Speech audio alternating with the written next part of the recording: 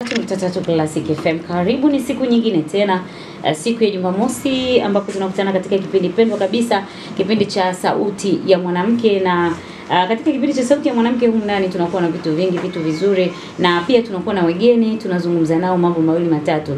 Cha msingi ni kujifunza.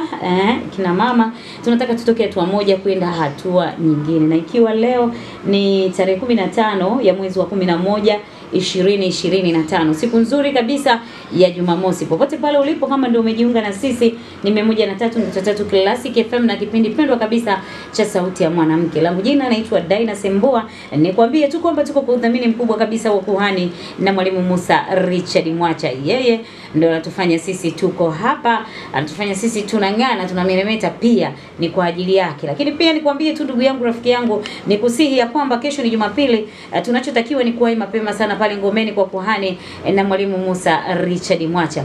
Siku sita zote umekaa nyumbani hujafanya chochote, basi siku ya saba unatakiwa ufike pale ngomeni kwa ajili ya kwenda kupata baraka nyingi sana. Kwa hiyo mimi nikusihi ndugu yangu, nikwambie siku ya kesho ni siku nzuri, siku muhimu sana, ambapo tunaenda kukutana pale ngomeni kwa kuhani na Mwalimu Musa Richard Mwacha. Kama nilivyokuambia, wakati mwingine tunakuwa na wageni hapa studio, tunazungumza mambo mawili matatu, lakini kuna wakati mwingine tunakuwa peke yetu. Basi siku ya leo niko na mgeni, utakuja kumjua anaitwa nani, anatokea wapi, anafanya nini, na mambo mazuri utakuja kuyasikia hapa. Unachotakiwa ni kujifunza kwa yale mazuri ambayo atakayoyazungumza, na unapojifunza, unaambiwa mwanamke anapobarikiwa, basi mambo mengi huwa yanakuwa yamebarikiwa pia. Na nikwambie tu ya kwamba mada nitakuja kukuambia ambayo tunaizungumzia siku ya leo, ila utatuma ujumbe mfupi wa maandishi kupitia 0714 840 ndio namba ya studio. 0714 840 ndio namba ya studio. Zikiwa zimepotea dakika 19 toka ilipotimu pale majira ya saa 8 kamili za mchana. Karibu sana, tunaenda moja kwa moja kwenye upande wa mada, na mada ambayo nimekuwekea mezani utakuja kuisikia, ambapo utakuja kuzungumza na mgeni ambaye tupo naye studio kwa siku hii ya leo. Habari yako mgeni wangu? Namshukuru Mungu, wewe? Mimi niko poa sana. Asante. Msikilizaji angependa kukufahamu, unaitwa nani, unatokea wapi? Kwa majina naitwa Mary Ngoa. Jina la biashara natumia Bahati. Natokea Kariakoo, najishughulisha na kuuza viatu jumla na rejareja. Ndio. Karibu sana. Kuna mtu pia naye anatamani kuwepo Kariakoo. Sawa. Yeah. Anatamani kuja kujua Kariakoo kuna kitu gani. Wewe utakuja kutueleza huko Kariakoo ilikuwaje mpaka ukafika pale, kwa sababu mtu yote aliyoko huko akiambiwa mimi nipo Kariakoo anajua kweli huyu yuko Tanzania. Kwa hiyo utakuja kutuambia pia, lakini pia utakuja kutuelezea vizuri kwa mada ambayo tunaiweka mezani kwa siku hii ya leo. Siku ya leo mada ambayo tunaiweka mezani, tunazungumzia uaminifu. Sawa. Tunazungumzia uaminifu kwa wanawake katika biashara, hasa kwenye upande wa mitandao ya kijamii. Sawa. Ndio mada ambayo tumeiweka mezani kwa siku ya leo, kwa sababu natumai kabisa Kariakoo biashara unazozifanya hujaanzia hapo tu. Na hata kama uko hapo, lakini pia unajihusisha pia na mitandao ya kijamii. Kwa hiyo biashara zako pia unafanyia kwenye mitandao ya kijamii. Lazima. Sasa hebu kwanza tuambie, uaminifu wewe unauelewaje? Uaminifu ni nini? Yaani mtu akikwambia wewe sio muaminifu, yani unaelewa nini? Amekwambiaje? Amekutukana au amekwambia kitu kizuri au amekwambia nini? Asante. Kwenye upande wa uaminifu, sisi tunapenda kusema uaminifu ni mtaji. Mwenye uaminifu na mwenye duka ni watu wamoja. Mwenye uaminifu hana duka, na mwenye duka ni watu wamoja. Kwa sisi mpaka hapa tulikofika, binafsi mimi mwenyewe nimefika hapa kwa sababu ya uaminifu. Uaminifu ni nini? Ni ile hali ya kwamba mtu anakupa imani yake. Anaamini kwamba bwana, wewe umepost kwenye mtandao, unauza nguo, unauza shati, anakupa oda, anakutumia pesa, na wewe unamtumia lile shati kwa size aliyoitaka, kwa rangi aliyoitaka, kwa material aliyoyaona kwenye picha. Mkishafanya hiyo biashara, hata anayepokea itakuwa rahisi yeye kukutambulisha kwa mtu mwingine kuwa shuhuda wako, na hapo ndo tunasema umejenga uaminifu. Umempa mteja alichokiona na umempa kutokana na thamani aliyoifikiria yeye. Haya, mada katika biashara za mitandao ya kijamii. Hem, tuambie kwanza wewe ilikuwaje mpaka ukafika Kariakoo? Ni kwamba kwenye nilipoanza, nimeanza kwenye mwaka 2020 mpaka 21 22. Nilianza tu kama mtu anayefanya biashara, kwenda kwenye maduka ya watu Kariakoo, napiga picha vitu, na post kwenye mitandao ya kijamii, na post kwenye magrupu ya WhatsApp, na post Facebook, na post Instagram, hadi TikTok wakati ule haikuwa famous sana. Kwa hiyo nakuja Kariakoo, napiga picha, na posti. Nikiposti kule wateja wanapenda, wananipa order. Hasa baba wanaposti viatu, nguo. Sana nilianza na vyombo, nilikuwa naposta na vyombo. Kwa hiyo nikana hadi group la vyombo. Nyinyi ndio mnaitwa kina nani? Sisi ndo Mawinga. Mawinga. Na kwa nini mnaitwa Mawinga sasa? Tunajipa hilo jina la Mawinga, ni tunawaconnect wateja na wenye maduka. Sisi tupo katikati. Mteja hawezi kujua kila mahali kipo wapi. Kariakoo ni kubwa. Ukiacha tu Kariakoo, hata huko mtaani sasa hivi pia kuna Mawinga. Mteja ni ngumu kujua kila mahali kitu kiko wapi. Sasa mimi kazi yangu ni kutafuta maduka. Nijue maduka ya nguo ni yapi, na kwenye nguo pia ziko za aina nyingi. Mtu anataka t-shirt. Kariakoo watu woga na tabia kudili na kitu kimoja. Ni mara chache sana kukuta Kariakoo mtu anauza nguo, viatu, pochi, ukuta anauza viatu vya watoto, nguo za watu wazima, yani ni mara chache sana. Kwa hiyo mimi Winga kazi yangu kubwa ni kuyajua maduka ya nguo. Nijue nguo za kiume, nijue nguo za kike. Kariakoo kuna mtu akiuza jeans ni jeans tu, hachanganyi na t-shirt. Nakumbuka mteja akitaka outfit nzima, atataka shati, atataka suruali, atataka kiatu, atataka socks. Kwa ni lazima mimi nijue na vipata wapi ndani ya muda mfupi, kwa wakati. Niwe na hizo taarifa zote. Kwa hiyo lazima wewe Kariakoo kuwe kwako. Lazima uijue Kariakoo kiganjani, lazima uijue Kariakoo kiuhalisia kabisa. Umeanzia kwenye mitandao ya kijamii. Sasa imekuaje mpaka sasa hivi uko hapo ulipo? Kwa sababu hapa tunazungumzia wanawake ambao hawana uaminifu hasa kwenye mitandao ya kijamii. Wewe hilo unalichukuliaje? Huoni kama wanawaharibia? Mtaji wangu wa kwanza mpaka kufika hapa nilipofika mimi ni uaminifu. Nilikuwa na posti vitu natumiwa na watu mpaka wanatoka Kongo, Burundi, huko Rwanda, ananitumia pesa, na mfungia mzigo aliyoutaka, na akiupokea ananipa recommendation kwa mtu mwingine. Yaani ukiweza kutumia labda hela yako labda ni shilingi 50,000, ukamnunulia ile sufuria 50,000 aliyokuwa anaitaka, ukamtumia, akiipokea akisema yes ndicho nilichokioda, yani unapata wateja zaidi kwa sababu watarecommend kwa mtu mwingine. Na ndivyo ambavyo inafanya kazi mpaka sasa. Unapofanya kazi vizuri na mtu kwa uaminifu, ndipo inakuwa rahisi wewe kupata wateja wengine. Si wanawake tu, hata wanaume wanaokosa uaminifu kwa njia ya wizi, ubabaifu, au ndo wanaenda kuiua biashara mtandao.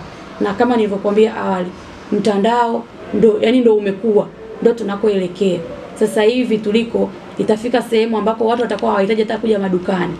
Anapiga tu simu, nimeona umeposti kiatu, nataka size 39, na unamtumia 39 kweli. Awe Tanzania, awe nje ya Tanzania, awe Dar es Salaam, awe nje ya Dar es Salaam. Delivery ya hapo kwa hapo au delivery ya mbali. Kwa hiyo uaminifu ndio kitu cha msingi.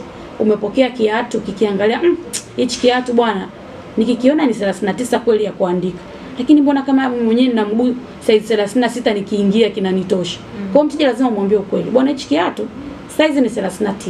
Ila naiona kama cutting yake ni ndogo. Kwa nini nisikupe 40 41? Lakini sio mteja amekuagiza 39, wewe kwa sababu 39 hauna na hela umeshaiona au mteja yuko, unalazimisha unamfungia masize 40 41 ambao unajua kabisa hajaagiza, kwa sababu na yeye anaenda kuuza. Kwa hiyo hapo ndo shida inapotokea. Hapo ndo ugomvi unakotokea kati ya watu wa kawaida, wateja, na wale ambao wanauza mtandaoni. Tuzungumzie wale wanawake ambao sio waaminifu. Zungumza nao ambapo wanakusikiliza sasa hivi kupitia 103.3 Classic FM.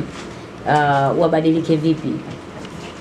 Okay, mimi kwanza napenda kwanza nalaani. Hicho ni kitu kibaya, kinaharibu biashara, lakini pia kinakuharibia future. Yaani mbele yako wewe ni ngumu sana mtu kukua kama una uaminifu.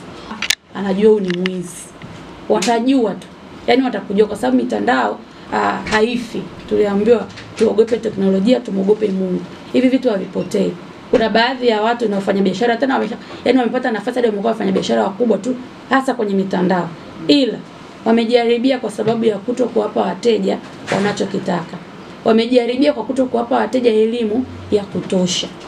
Unajua nikikupa mfano, wale wanaosema labda uagize mizigo labda China, uagize mizigo Kariakoo. Mtu anajua kabisa huu mzigo usafiri mpaka ufikie mtu huko aliko ni gharama. Hamuelezi.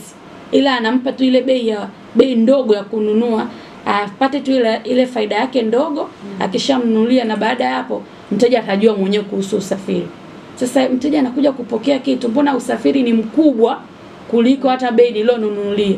Unakuta sasa unakuja tena kupewa majina ya utapeli. Kwa nini? Wewe mwenyewe ulikosa uaminifu toka mwanzo. 29 toka ripoti mpali majira ya saa 8 kamili za mchana. Karibu sana kama ndio umejiunga na sisi, ni 103.3 Classic FM na kipindi hewani ni sauti ya mwanamke, na sehemu ya kwanza kabisa tumeweka mada ambapo tunajadili mimi na mgeni wangu ambaye tuko naye siku ya leo ya tarehe 15 ya mwezi wa 11 2025. Lakini kumbuka tuko kwa udhamini mkubwa kabisa wa Kuhani na Mwalimu Musa Richard Mwacha. Asante sana Mama Peter, unamuita Siwema kutoka pande za Msongola, unasema unatupata na unatusikiliza vizuri kabisa. Asante sana Aisha, unasema pia unaisikiliza 103.3 Classic FM. Asante sana Ana Collection, anapatikana pande za Kariakoo, naye pia ni winga. Anasema amefurahi na amekusikia. Yes. Basi mambo ni mazuri, tunaendelea. Unaweza kutuambia sasa faida ambazo umezipata kwenye biashara upande wa mitandao ya kijamii?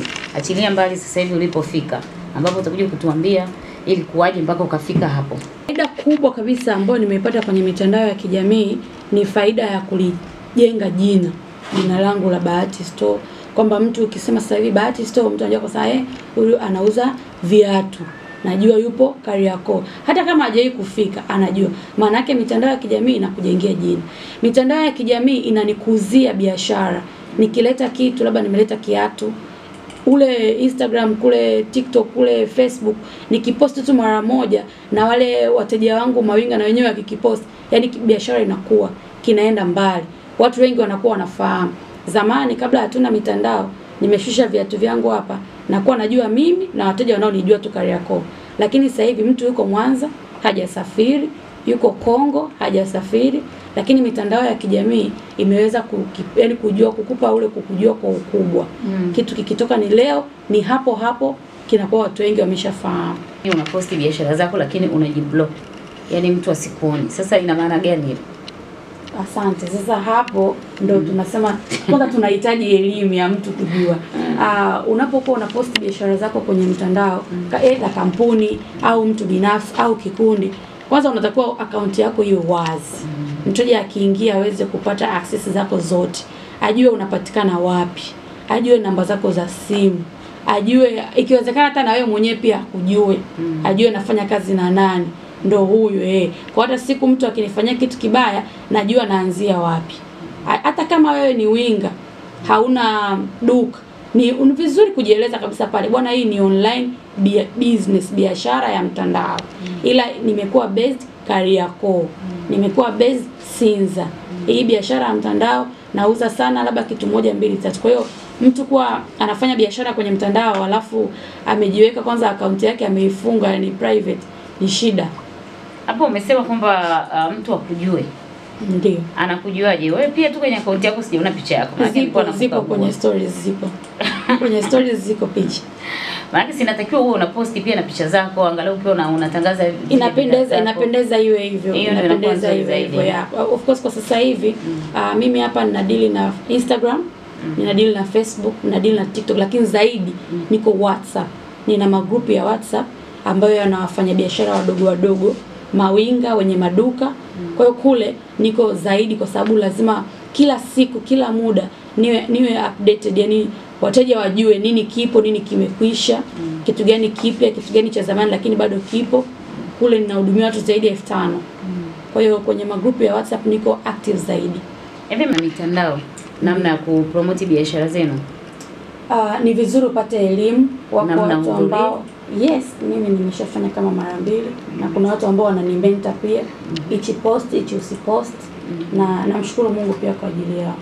Kwa ni vizuri kama unafanya biashara ya mtandao, usiwadharau wale wanaofundisha kuhusu mambo ya jinsi ya kutumia mtandao na biashara. Kwa hiyo unatakiwa yale madarasa ni kila siku ni darasa, lakini ni vizuri kama kuna mtu ana elimu zaidi yako kujifunza jinsi ya kupost. Mtu akiingia kwenye page yako unaona hata ukiziangalia zile picha zinakaa kwa mtiririko mzuri. Kama mimi na post kabisa naeleza, naweka na bei kabisa. Yes. Biashara za nguo wanatumia mitandao ya kijamii, unakuta hawana maduka, viatu nini, lakini mwisho wa siku maisha yao yanakuwa vizuri. Kama wewe ambavyo umetuambia umeanzia huko kwenye kuposti mpaka sasa hivi ukafungua duka. Ndiyo. Unaweza kumweleza mwanamke ambaye amekaa nyumbani anakusikiliza anatamani kuwa winga, afike hapo ulipo. Unaweza kumweleza ulianzaje, changamoto gani ulikutana nazo? Kama nilivyosema, nilikuwa naenda kwenye maduka na kupiga picha za pochi, nguo, viatu, vyombo na post. Nilianza sana na vyombo, lakini baadaye nikaja nikasogea kidogo, nikajikusanya na nilipata pia support. Mimi ni mama na mke wa mume mmoja. Kwa hiyo ni mama wa watoto 3 na mke wa mume mmoja. Kwa hiyo pia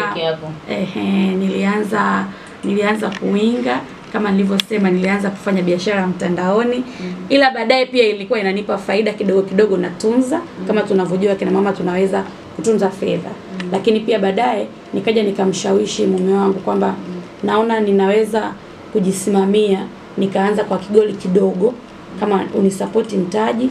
Nashukuru Mungu ilikuwa hivyo. Kwa hiyo siwezi kujitapa kama mimi ni wale ambao nimefika hapa kwa kuwinga tu hivyo hivyo, hapana. Nimepata pia support ya mume wangu. Kwenye uwinga mume wako alikuwa haleti shida? Haikuwa rahisi. Haikuwa rahisi kwa sababu nimeanza kuwinga pia tayari nimeshaolewa. Tunapokuwa tunaposti hizi biashara mtandaoni, unapokuwa unaenda kwenye maduka tu, unaamka asubuhi unasema bwana mimi natoka ndaenda kujitafuta. Na mwanaume anajua kabisa hauna ofisi. Na anaona kama unamdharaulisha fulani hivi. Kama maigizo kwanza. Yes, kwanza anaona kuna siku unaenda upati. Unavuka sometimes baba naomba nisaidie nauli nirudi. Unajua wanaume pia ni chao, wanapenda watu wakae nyumbani watunze familia. Kwa hiyo ile hali ya wewe unatoka afu upati chochote, unamdiscourage sana. Anaona hebu endelea kubaki hapa nyumbani. Mbona mimi nakutunza? Unakosa nini? Wanaume wanapenda waone wanawake wanakaa nyumbani watunza familia. Lakini mimi nataka niwape hii kama changamoto pia. Ni kweli mwanaume wako anaweza kaa anafanya kazi, anakuhudumia vizuri, lakini haujui dakika moja inayofuata itakuwaje. Anaweza kaumwa, anaweza akosa kazi. Lakini kwa sababu na wewe unafanya biashara ndogo ndogo, ni vizuri kwa sababu zinakuwa zina support. Mkiwa wawili mnafika mbali. Ndio. Kwa hiyo nilianzia kwenye kuinga na nikapata support, nikaweza kufungua kigoli, kilikuwa kidogo tu. Nikaanza kuuza nguo. Baadaye nikaona kama kwenye biashara yangu sikuwa nimefanya vizuri, nikafeli. Nikashindwa kabisa. Hata kurenew ile kodi. Nikarudi tena kwa mume wangu kwa sababu nimeshindwa na uzuri nilikuwa namshirikisha.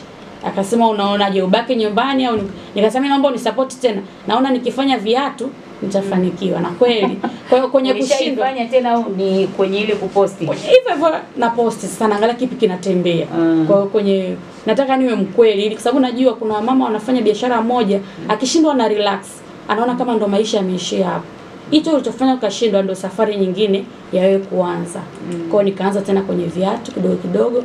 Namshukuru Mungu kwa sababu pia unapata support ya watu wengine.